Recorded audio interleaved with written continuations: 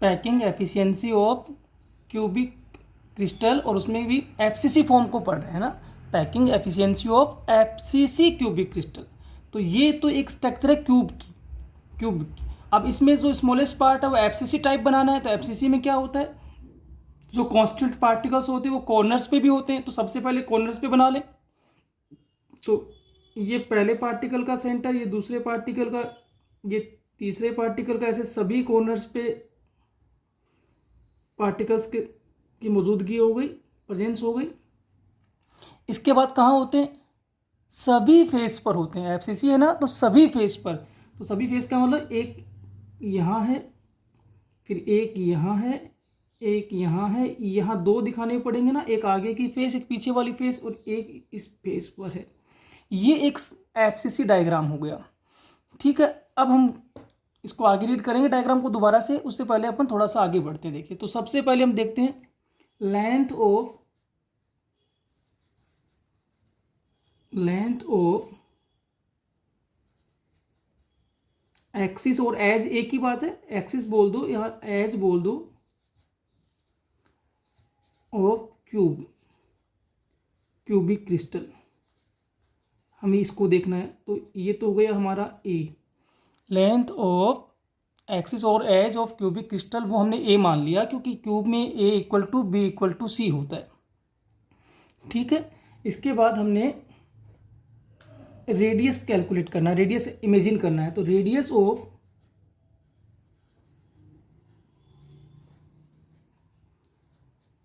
Sphere या constant particle या atom, वो हो गई आर। स्फीयर के लिए तो आर ही लिखेंगे। ठीक है, अब हम देख रहे हैं वॉल्यूम ऑफ क्यूब। तो वॉल्यूम ऑफ क्यूबिक क्रिस्टल, तो नॉर्मली वॉल्यूम निकालना है क्यूब का तो हम एक फॉर्मूला यूज़ करते हैं, वो है ए क्यूब। यहाँ भी वो यूज़ कर लेंगे, उसमें कोई दिक्कत नहीं है। अब हम जाएंगे वॉल्यूम ऑफ स्फीयर यानी कि एटम, कांस्टेंट पार्टिकल का वॉल्यूम कितना है। तो वॉल्यूम ऑफ स्फीयर यानी एटम, और वो है 4/3πr³। कहीं कोई कन्फ्यूजन नहीं है। तो ये चार बातें लिखने में तो कोई दिक्कत नहीं है। एक नॉर्मल क्यूब के बारे में हम सब जानते हैं, क्यूब है तो उसका एक्सिस लेंथ ए होगा, उसमें अगर कोई कांस्टेंट पार्टिकल स्पेरिकल है तो उसका रेडियस आर होगा। क्यूब का वॉल्यूम ए क्यूब होता है और स्पेयर का वॉल्यूम 4/3πr³ होता है। ठीक है, अब हम करेंगे कैलकुलेशन। देखिए, सबसे पहले कैलकुलेट करेंगे नंबर ऑफ एटम्स। ठीक है, क्या कैलकुलेट करेंगे, नंबर ऑफ एटम्स। तो सबसे पहले हम चलते हैं number of atoms in FCC. FCC में नंबर ऑफ एटम कितने हैं, हमें इनको कैलकुलेट करके बताना है। ठीक है, एफसीसी में how many number of atoms are present. Calculations का तरीका तो आप सब जानते हो, वही होगा जो बाकियों में आपने किया था। कि देख लीजिए पार्टिकल कहाँ है, तो कॉर्नर्स पे है ना। तो सबसे पहले कॉर्नर्स की वैल्यू रखिए। कॉर्नर्स कितने होते हैं, 8। कॉर्नर पे कॉन्ट्रीब्यूशन 1/8। ये तो वैल्यू कहाँ से आ रही है, एट कॉर्नर, प्लस इसमें पार्टिकल और भी है, वो कहाँ है, सभी फेस पर, ईच फेस पर। और फेस कितने होते हैं, 6। फेस पे कॉन्ट्रीब्यूशन याद है ना, 1/2। और ये टोटल आंसर कितना आएगा, कैलकुलेट करके लाएंगे तो 4 एटम्स। देखिए कितने हैं, 4 एटम्स। ठीक है, तो 4 एटम्स यहाँ प्रेजेंट है। अब अपने को समझना है कि ये जो वॉल्यूम स्पेयर का आप लिखते हो ए क्यूब, सॉरी 4/3πr³, ये तो एक का है। This is the volume of one sphere. और इस पूरे क्रिस्टल में कितने स्पेयर प्रेजेंट है, फिलहाल 4। तो हम ये कहेंगे so total volume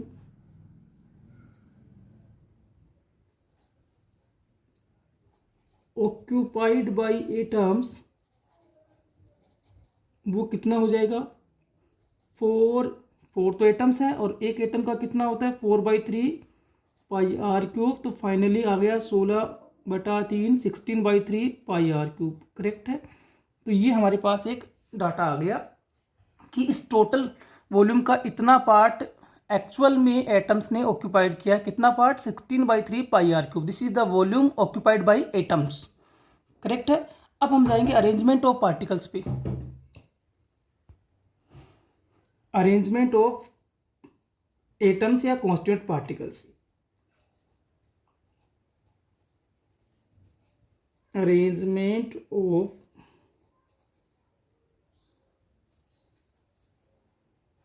atoms in FCC. एक बार अपन ये तो समझ लें, इसको तो देखेंगे, ये तो कन्फर्म मान रहे हो ना कि देखिए ये एक एज है, एक एक्सिस है, तो और एक्सिस की लेंथ हम कितनी मानेंगे, ए। ये एक एक्सिस है, इसकी भी ए, बाकी भी एक्सिस है, तो उनकी भी कितनी रहेगी, ए ही रहने वाली है। ठीक है, अब देखिए अपन इसका अरेंजमेंट देखते हैं। तो ध्यान देना एक बार कि अरेंजमेंट कैसा है। ये 1 2 3 4 ये आपने इसे अरेंज कर लिया, एक बार समझना। मैं ऐसे रख देता हूँ एक बार, फिर अपन इसको समझ के करेंगे। ये 1 2 3 4, ठीक है। अब देखिए ध्यान देना कि ये जो एटम है ये इनके बीच में है ना, इस फेस के, इसी फेस के बीच में है। तो बीच का मतलब तो ये हुआ, ये इसके सेंटर में चला गया, बीच में।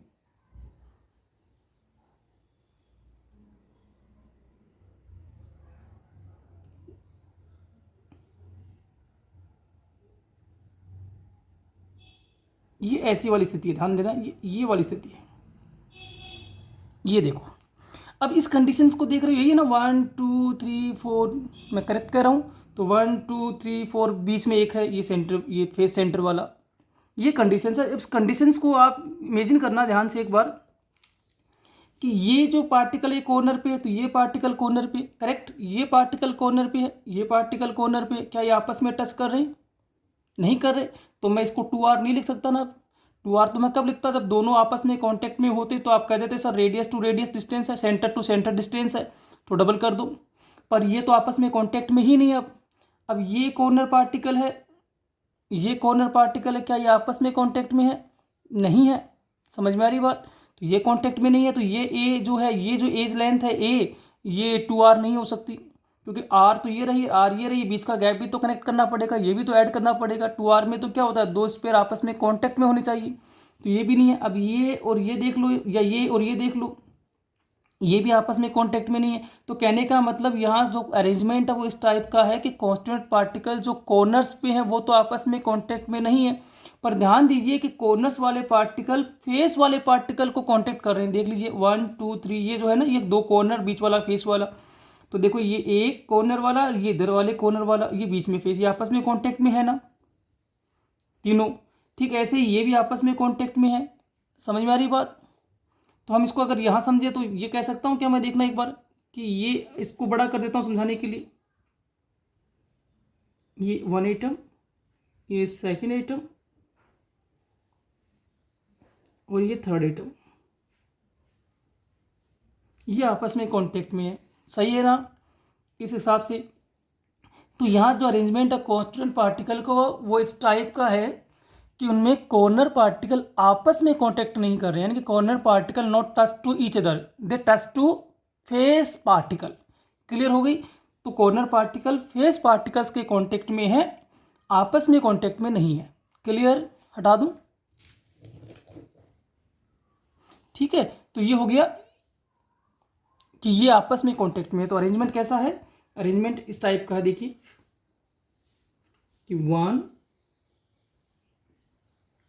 2 and 3 they are contact in each other. और ये तीन कैसे हैं, ये कॉर्नर का है, ये कॉर्नर का है, ये बीच में जो है ये फेस पार्टिकल है। अब देखिए यहाँ से यहाँ तक की डिस्टेंस को कैलकुलेट करना है, तो आप हो गए सर ये 1r, इसका रेडियस, इसका डायमीटर 2r, और इसका रेडियस r, यही तो होगा। अब अपन एक काम करते हैं, यहाँ एक ट्राइंगल क्रिएट करते हैं, देखना ये बन गया एक ट्राइंगल। क्या बना, इसको मैं नोमिनेट कर देता हूँ ए बी एंड सी। ठीक है, तो ट्राइंगल में क्या हो रहा है, ए सी जो डिस्टेंस है वो यही तो है, ए टू सी, अरे यही है ना ए टू सी। और ये ए सी कितना आ रहा है वो ध्यान दीजिए, ये ए सी आ रहा है 4r के equal, A C equal to 4r। ये अरेंजमेंट बता रहा है कि जो ए सी है ए टू सी तक के डिस्टेंस है वो 4r है, और 4r वो यहाँ से दिखाई भी दे रही है ना, r radius, diameter and radius, total कर लेंगे तो 4r के इक्वल है। और ए सी क्या है, ध्यान रखना, ए सी है face diagonal, A C equal to face diagonal. एक बात याद रखना, डायगोनल चाहे फेस से रिलेटेड हो, डायगोनल चाहे सेंटर से रिलेटेड हो, डायगोनल जो होगा क्रिस्टल्स में, क्यूबिक क्रिस्टल्स में, वो हमेशा 4r होगा। 4r का मतलब रेडियस का 4 टाइम होगा, एटम के रेडियस का 4 टाइम होगा। अगर रेडियस ऑफ एटम हमें पता है तो डायगोनल उसका 4 टाइम निकाल देंगे, और अगर हमें डायगोनल पता है तो 1/4 करके रेडियस भी कैलकुलेट कर सकते हैं। ठीक है, तो ये ए सी है फेस डायगोनल। अब हम जाएंगे ट्राइंगल पे। ठीक है, तो हम लोग अगला पॉइंट जो पढ़ेंगे वो ट्राइंगल को ध्यान में रख के पढ़ेंगे। तो from triangle A B C, अब ये ट्राइंगल ए बी सी में अगर आप कहें तो मैं कह सकता हूं ना कि A C equal to root Pythagoras, ठीक है, फॉर्म लगा दी मैंने, A B plus B C, value लाइए भाई। ए बी क्या है, एज है, और एज कितना है ए, बी सी भी एक एज है, किनारा है, कॉर्नर है, एक्सिस है, तो एक्सिस का लेंथ तो ए ही रहेगा, तो यहां आया ए प्लस, सॉरी ये आएगा ना, ए बी का स्क्वायर प्लस बी सी का स्क्वायर, ए स्क्वायर प्लस बी स्क्वायर, और यार ए स्क्वायर प्लस ए स्क्वायर। ठीक है भाई, ये ए बी भी एक एज है, एक एक्सिस है, और बी सी भी एक एज है, एक एक्सिस है, और एक्सिस की लेंथ ए है, तो ए की वैल्यू रख दी हमने। तो ए बी ये जो है वो ए है, तो ए बी का स्क्वायर ए स्क्वायर, बी सी ये भी ए है तो इसका भी स्क्वायर कर दिया, तो ए स्क्वायर, ये वैल्यू अपन यहाँ लाते हैं। ठीक है, ये बकाया काम यहाँ से स्टार्ट कर देते हैं। तो क्या आया, a C equal to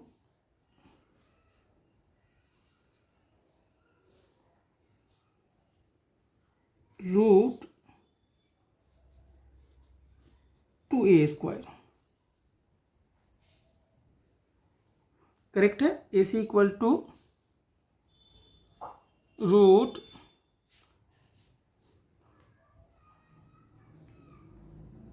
2a square, value रख दे। अब देखिए हम जानते हैं ना, क्या जानते हैं हम लोग, हम ये जानते हैं कि A C equal to 4r, तो वैल्यू यहाँ रखिए। सो 4r equal to root 2a बाहर ले आओ, और फाइनली क्या आया, a equal to 4r by root 2। ये एक फॉर्मूला निकल के आया a का, ध्यान देने की जरूरत है। a का एक फॉर्मूला निकल के आया, a equal to 4r by root 2। a क्या है, लेंथ ऑफ एक्सिस, तो this is the relation between length of axis and radius of atom in FCC. तो ये इंपॉर्टेंट है, a equal to 4r by root 2। इसको solve भी कर सकते हो आप, 4r को बाई रूट 2 को, 4 रूट 2 को रिलेशनशिप सोल्व करेंगे तो क्या आएगा, पता है ना आपको क्या आएगा, करके देखें क्या, या कर डायरेक्ट लिख दूं, 2 रूट 2r, यही आएगा ना। इसका वैल्यू अगर कैलकुलेट करेंगे तो a equal to 2 root 2r। ठीक है, तो ये अपन इसको एक बार यही रहने देते हैं। अब आते हैं अपन क्या करेंगे, हमारे पास ऑक्यूपाइड वॉल्यूम ऑफ एटम्स तो हैं, अब हमें क्या निकालना है, वॉल्यूम ऑफ क्यूबिक क्रिस्टल। तो हम सबसे पहले जाते हैं, क्या निकाल लेते हैं, volume of cubic crystal, volume of FCC, या एफसीसी तो चल ही रहा है, क्यूबिक क्रिस्टल लिख देता हूँ, कोई बात नहीं, क्यूबिक क्रिस्टल, और वो हो गया ए क्यूब, और ए क्यूब की जगह क्या आएगा, 4r अपॉन रूट 2 का क्यूब, सोल्व कर लीजिए तो ये आएगा 64 अपॉन, कैलकुलेट करिए भाई, 2 रूट 2r क्यूब। ठीक है, 64 upon 2 root 2 into r cube, ये वैल्यू आ गई इसकी। अब जाएंगे अपन पैकिंग एफिशिएंसी के फॉर्मूले पे। ठीक है, तो हम जाते हैं पैकिंग एफिशिएंसी वाले फॉर्मूले पे। तो फाइनली पैकिंग एफिशिएंसी का फॉर्मूला लगाते हैं। Packing efficiency equal to volume occupied by atoms upon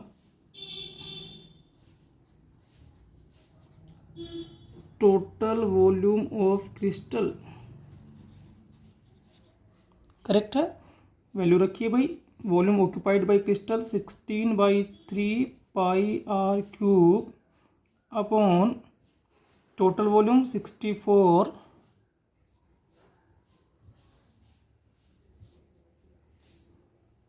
upon 2√2 r cube. Solve करिए तो आर क्यूब से आर क्यूब कैंसिल हो जाएगा,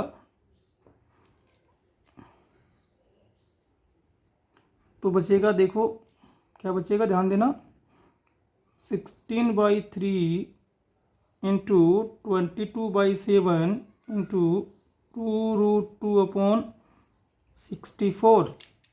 करेक्ट है ना, यही बचेगा। कैलकुलेट कर लेते हैं इसको, 4, 2 एंड 11, तो ये बचा 11 इंटू √2 अपॉन 21, और इसको सोल्व करेंगे तो ये आएगा 0.74। This is the packing efficiency. और अगर इसको परसेंटेज में कैलकुलेट करेंगे तो ये हो जाएगा 74%, 0.74 या फिर 74%। करेक्ट ना, 100 से मल्टीप्लाई करेंगे तो ये 74% हो जाएगा, उसमें तो कोई कन्फ्यूजन नहीं है। तो ये इसकी कैलकुलेशन हो गई, कोई कन्फ्यूजन वाला काम इसमें है भी नहीं। तो सीधे सीधे अपन क्या करेंगे, सबसे पहले एक क्यूबिक क्रिस्टल बनाएंगे, उसमें फिर एफसीसी क्रिएट करेंगे। एफसीसी बनाने के बाद हम length of axis A, radius of sphere r, volume of cube A cube, volume of sphere 4/3 pi r cube. उसके बाद हम कहाँ जाएंगे, नंबर ऑफ एटम्स पे जाएंगे। तो नंबर ऑफ एटम्स निकालने का तरीका यही है कि कॉर्नर्स देख लीजिए, सभी पर है, तो 8 इंटू 1/8। फिर कहाँ है, फेस पर, तो प्लस में 6 इंटू 1/2, ये फेस वैल्यू हो गई। टोटल हो गया 4 एटम्स, तो एक एटम का वॉल्यूम था 4/3 पाई आर क्यूब, 4 एटम का हो गया 4 time 16/3 pi r cube. Arrangement बड़ा साफ है कि यहाँ कॉन्स्टेंट पार्टिकल जो कॉर्नर्स पे हैं वो एक दूसरे को कांटेक्ट नहीं कर रहे, वो सेंटर वाले को कांटेक्ट कर रहे हैं। कौन से सेंटर वाले को, फेस सेंटर वाले को, ठीक है। और उस लिहाज से हमने कहा कि जो डायगोनल AC है वो 4R के इक्वल होगा। ट्राइंगल पे गए तो एक वैल्यू रख दी हमने, AC equal to √AB² plus BC², पर AB और BC दोनों ही क्या है, एज है, और एज का जो लेंथ है वो A माना, तो वैल्यू रख दी A, तो A² प्लस A² यानी कि 2A²। सोल्व किया तो ये क्या हो गया, √2A, AC क्या था 4R, तो वैल्यू रख दी, तो A equal to 4R/√2। This is the important formula, याद रखना। ये लेंथ ऑफ एक्सिस और रेडियस में रिलेशनशिप बता रहा है इन द एफसीसी। फिर हमने क्या किया, वॉल्यूम ऑफ क्यूब निकाला, ए क्यूब के लिए वैल्यू रख दी। सोल्व किया तो कितना है, 64 डिवाइड बाई 2√2 आर क्यूब। फिर हमने क्या किया, पैकिंग एफिशिएंसी का फॉर्मूला अप्लाई किया, जिसमें वॉल्यूम ऑक्यूपाइड बाई एटम्स यानी कि 16/3 pi r cube divide by total volume यानी कि 16/4 upon 2√2 into r cube. Calculate करेंगे तो ये आएगा 0.74। परसेंटेज में कैलकुलेट करेंगे तो 100 से मल्टीप्लाई यानी कि 74%। ठीक है, तो इसको एक बार आप भी निकाल के देखना, ईजी है।